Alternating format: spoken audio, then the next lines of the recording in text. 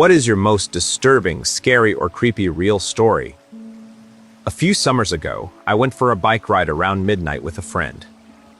We went our separate ways at the end of the evening, and I had about 2 blocks to ride back by myself.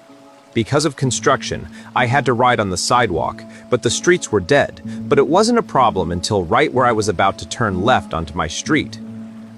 There was this man walking by himself, maybe 40s, a little scruffy but not homeless. The sidewalk was narrow, and I didn't want to freak him out, so when I got about 6 feet behind him, I said, "Hey, behind you."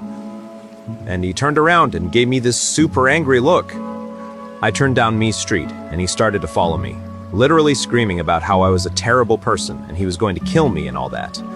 I live right off the corner, and I didn't want him to figure that out, so I decided to do another loop around the block. That's not the scary part. The scary part is that when I looped back around and looked down the street, I saw him standing on my front stoop, staring out at the street, like the guy knew I lived there. He saw me ride by again, but he didn't say anything. I ended up going back to the friends, but my bike got stolen from the alleyway by the house 2 days later. The guy in question was definitely not actually homeless. We have a large population of mentally ill in that area, unfortunately downtown of a medium-sized city. So if I didn't think the sidewalk was too narrow to pass otherwise, I wouldn't have disturbed him. Half the scary part was that he looked pretty much completely normal for my area. That being said, I ended up texting my mom, and she made the decision not to notify law enforcement until my bike was stolen.